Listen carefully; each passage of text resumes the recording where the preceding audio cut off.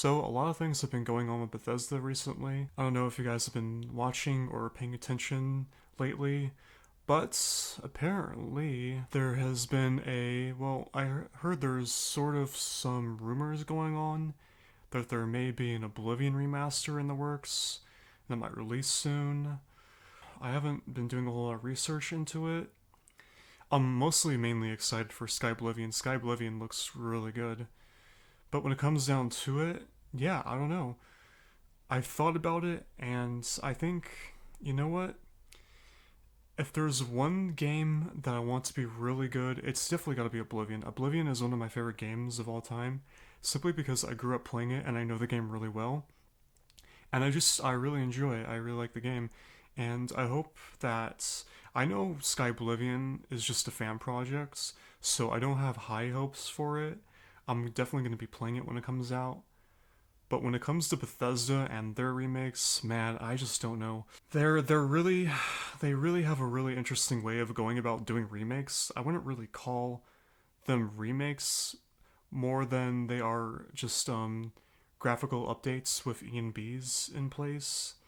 That's kind of what I would. That's how I look at the last few Skyrim remakes. I'm gonna be honest. I'm not all that confident that Bethesda might make a good remake for Oblivion.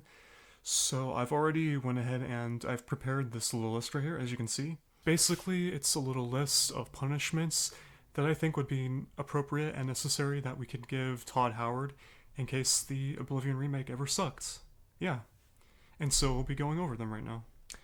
So yeah, for the first one, I would say if it was a really bad remake, but it wasn't too bad, I would say like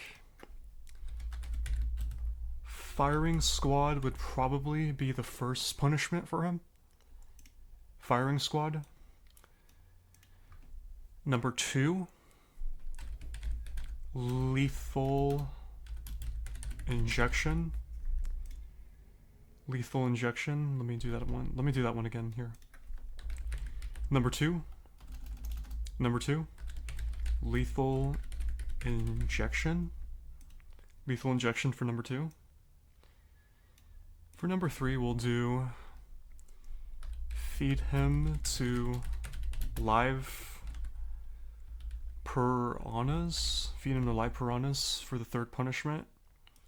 And this is all based on how bad the remake is, so it's valued according to the number of how bad it would be theoretically.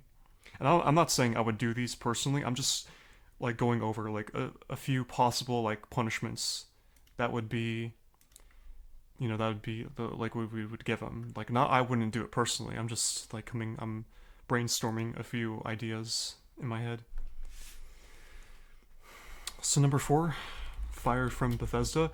I think depending on how bad the remake is, I think firing him from Bethesda would be probably an appropriate, like the most out of all of them, the most appropriate punishment. Number 5, this is a bit of a long one, so I'm not going to be able to fit this for sure. I'll make the title text a bit smaller. So for the 5th punishment, I would say we tie him to a mailbox and hit him with a baseball bat from a fast-moving vehicle. Yeah, tie him to a mailbox and hit him with a baseball bat from a fast-moving vehicle for the 5th punishment.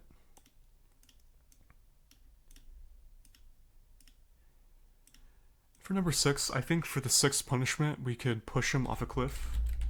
Not me, I'm not saying I would do it, I'm just saying like things that would be appropriate. And I can't stress this enough. I wouldn't do these personally. Like they're like I'm not gonna do any of this. So I'm just saying. Number 7. Crucifixion for the 7th punishment. 8. Dragged by a horse.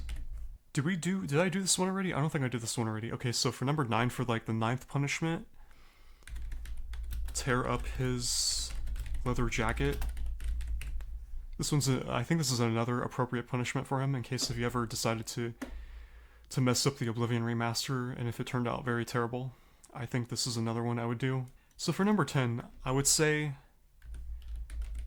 taxidermy. And yeah, there you have it. Here's my little list of punishments for Todd Howard in case the Oblivion remaster ever turned out bad. I hope you guys liked the video, and I'll see you next time.